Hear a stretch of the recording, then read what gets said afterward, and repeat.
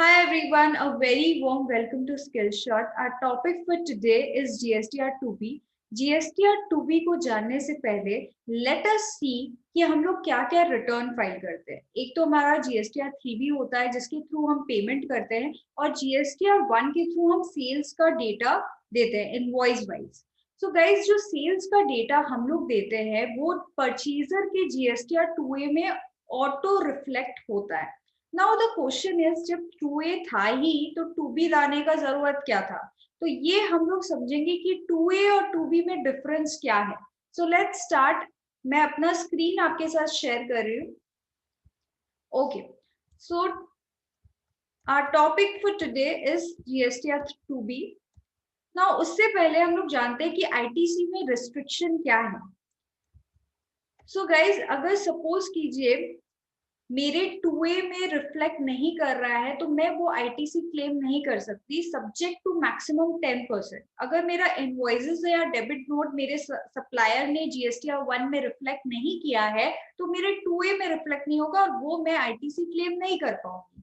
So ITC in respect of invoices or debit notes are available which have been uploaded as on the due date of filing the return in form 1 of supplier for the set tax period.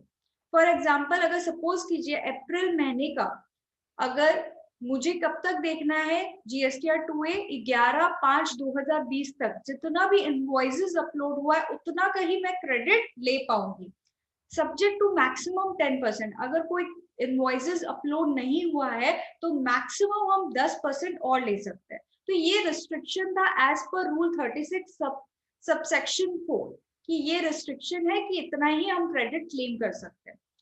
Now आपके दिमाग में ये आ रहा होगा कि ये GSTR 2B आखिर क्या है और ये क्यों आया। अगर 2A ऑलरेडी एग्जिस्ट कर रहा था तो 2B की क्या जरूरत थी। सो सबसे पहले हम जानते हैं 2B के बारे में।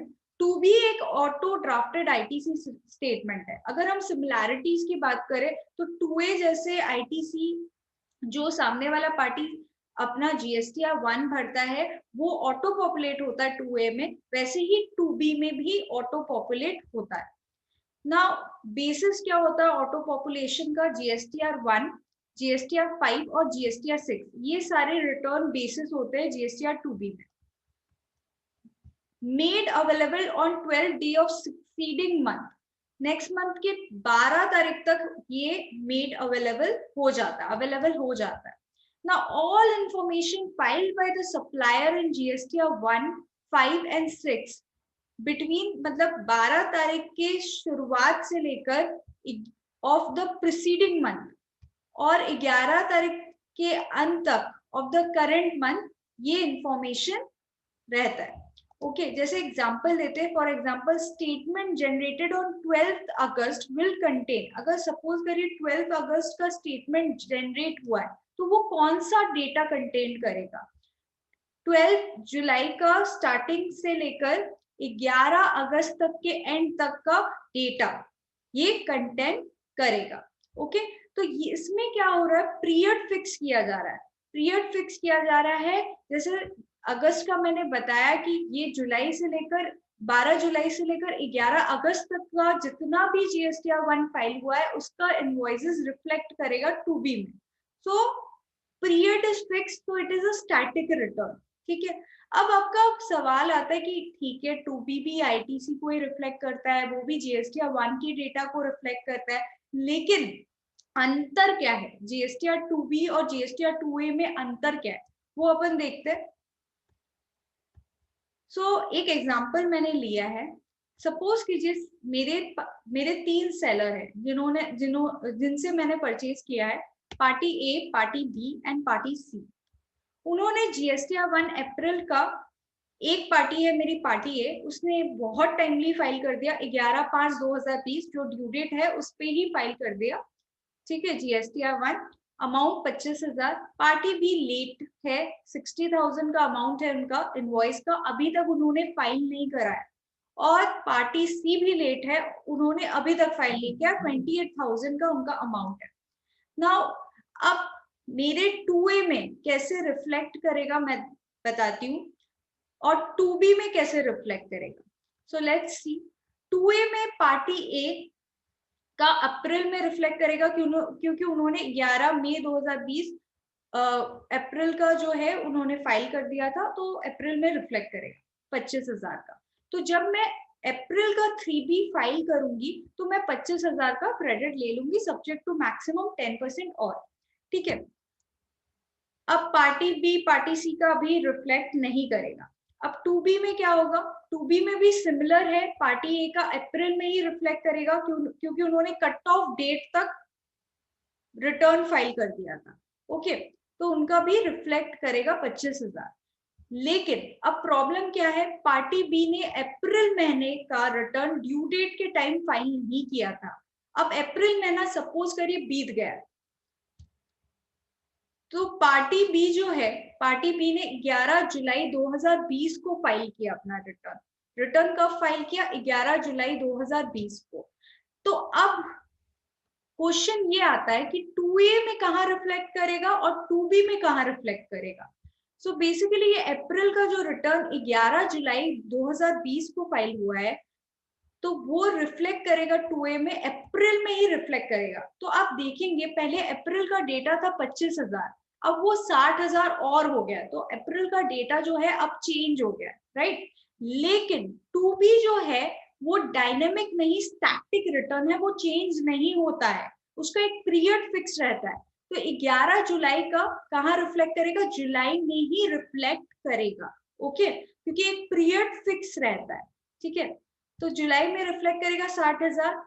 तो इस केस में मेरे को बार बार बैक जाके देखना नहीं पड़ेगा, इस केस में मेरे को अप्रैल का वापस देखना पड़ेगा क्योंकि अप्रैल का डेटा जो है वो चेंज हो गया, राइट ना। अब पार्टी सी जो है वो अपना लेट रिटर्न फाइल करता है 30/9/2020, मतलब सितंबर को वो फाइल करता है ना। पार्टी सी का जो 2A में रिफ्लेक्ट करेगा वो अप्रैल में ही रिफ्लेक्ट करेगा 28,000। अब वापस से अप्रैल का जो डेटा है वो चेंज हो गया, तो वापस से मेरे को 2A में जाके देखना पड़ेगा। तो मेरे को बार बार जो है देखना पड़ेगा 2A के अप्रैल में जाके, क्योंकि ये अप्रैल का रिटर्न है, चाहे उन्होंने कभी भी फाइल किया हो, अप्रैल का रिटर्न अगर वो फाइल कर रहे हैं तो वो अप्रैल में ही रिफ्लेक्ट करेगा ना। अक्टूबर, अब ये जो है 2B का पीरियड फिक्स है कि जब वो फाइल कर रहे हैं उस पीरियड में वो कहाँ रिफ्लेक्ट करेगा, तो ये अक्टूबर में रिफ्लेक्ट करेगा क्योंकि उसका पीरियड फिक्स है, ठीक है। तो आप देख रहे हो कि जो 2A है वो बार बार चेंज हो रहा है, क्योंकि जैसे आप रिटर्न फाइल कर रहे हो वैसे उसका इफेक्ट चेंज होता रह रहा है। लेकिन 2B जो है वो स्टैटिक है, एक पीरियड फिक्स कर दिया गया है कि अगर इस टाइम ड्यूरेशन में कोई भी GSTR 1 फाइल होगा तो वो पर्टिकुलर मंथ में ही रिफ्लेक्ट करेगा, ओके। तो एक पीरियड फिक्स कर दिया गया है, उसके बाद अगर फाइल हुआ तो वो दूसरे महीना में रिफ्लेक्ट करेगा, ओके। तो एक बार मैं वापस से आपको दिखाती हूँ।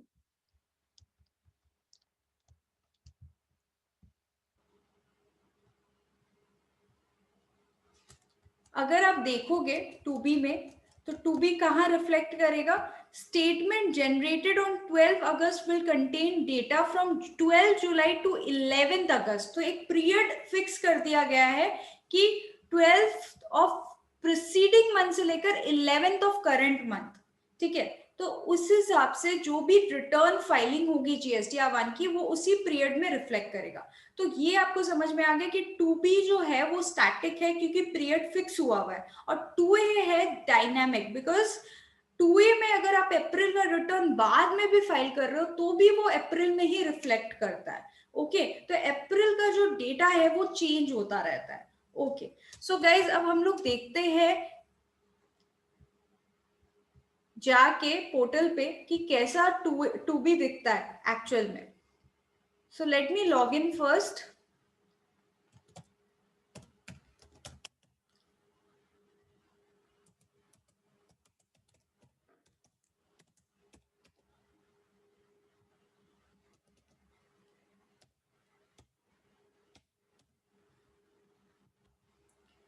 So let's see how the data look.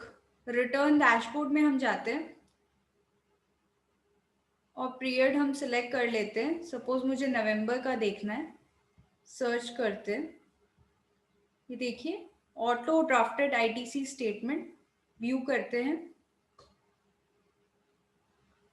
तो आप देखेंगे इसमें क्या क्या है। एक तो समराइज वे में चीजें दिए गए हैं और टेबल फॉर्मेट में डिटेलिंग में भी दिया गया है और एडवाइजरी भी दिया गया है। अगर मैं एडवाइजरी देखूं तो जितना भी 12 नवंबर से लेकर 11 दिसंबर तक जितना भी GSTR 1 फाइल हुआ है उसका इनवॉइसेस इसमें रिफ्लेक्ट करेगा।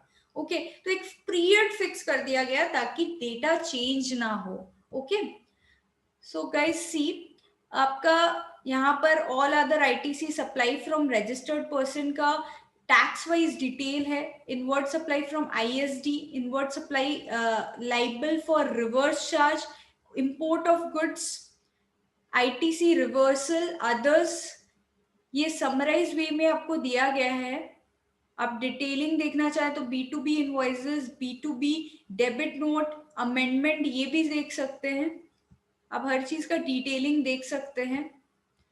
ITC नॉट अवेलेबल, अगर कोई ITC अवेलेबल नहीं है वो भी रिफ्लेक्ट कर रहा है। All other ITC supply from registered person, inward supply from ISD, inward supply for reverse charge, ये सारा डिटेल रिफ्लेक्ट कर रहा है। अगर मैं ऑल टेबल्स में जाऊं तो ऑल टेबल्स में आपका आप सप्लायर वाइज भी डिटेल देख सकते हो और डॉक्यूमेंट वाइज भी डिटेल देख सकते हो।